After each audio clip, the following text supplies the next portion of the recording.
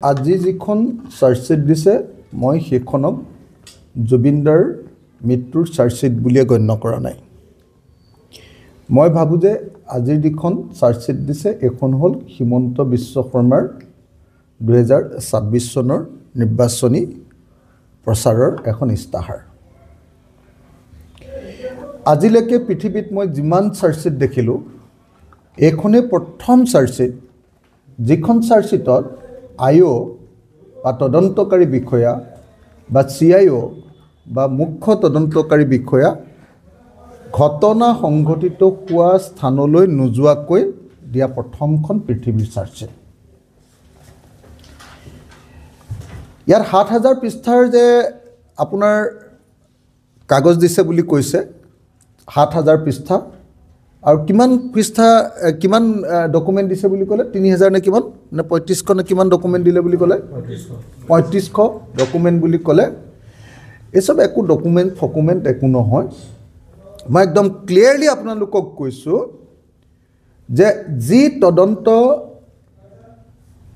Place of occurrence বা য'ত ঘটিছে তালৈ নোযোৱাকৈ কৰা তদন্ত, সেই তদন্তই পৃথিৱীৰ কোনো কেছতে কেতিয়াও কোনো মানুহক ন্যায় দিব নোৱাৰে। জুবিনদাৰ মৃত্যু ঘটিছে ছিংগাপুৰত, তদন্ত কৰিছে দিছপুৰত। জুবিনদা যিখন সাগৰৰ পানীত ডুবি ঢুকালে সেই সাগৰৰ পানীটোপাও চাবলৈ যোৱা নাই এতিয়ালৈকে আইঅ'এ।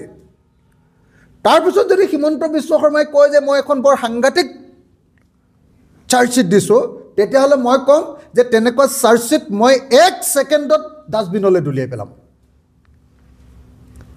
মই বাৰম্বাৰ কৈ আছিলোঁ যে ঠিক আছে, ফাৰ্ষ্ট পেজৰ চাৰ্জশ্বিট এখন দি দিয়া। ইয়াত তোমালোকে মটিভৰ ওপৰত চাৰ্জশ্বিটখন দি আছা যে কিয় হত্যাকাণ্ড হ'ল বুলি আগতে তোমালোকে নিজে ঠিক কৰি ল'লা যে হত্যাকাণ্ড হৈছে বুলি আমি দি দিম, আৰু কিয় হত্যাকাণ্ড হ'ল বুলি তোমালোকে পইচাৰ কেলেংকাৰী এটা বনাই ধুনীয়াকৈ তোমালোকে ঠিক আছে পইচাৰ কেলেংকাৰী হ'ব পাৰে তেনেকুৱা এটা তোমালোকে ডকুমেণ্ট বনাই ইয়াত দি দিছা।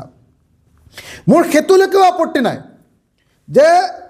যে কি কাৰণে হত্যাকাণ্ড হ'ল তাৰ মটিভটোৰ ওপৰত এখন চাৰ্জশ্বিট দিয়ক, কিন্তু হত্যাকাণ্ডটো কেনেকৈ সংঘটিত হ'ল, কোনে মাৰিলে, তাৰ কি পৰিস্থিতি, তাৰ ওপৰত যদি ষ্টেটমেণ্ট নাথাকে, তাৰ ওপৰত যদি এভিডেন্স তথ্য নাথাকে, আৰু তাৰ ওপৰত যদি ডকুমেণ্ট নাথাকে দলিল, তেতিয়াহ'লে সেই তদন্ত এটা শূন্য তদন্ত, শূন্যত গদা ঘূৰোৱা এটা তদন্তৰ বাহিৰে আন একো নহয়।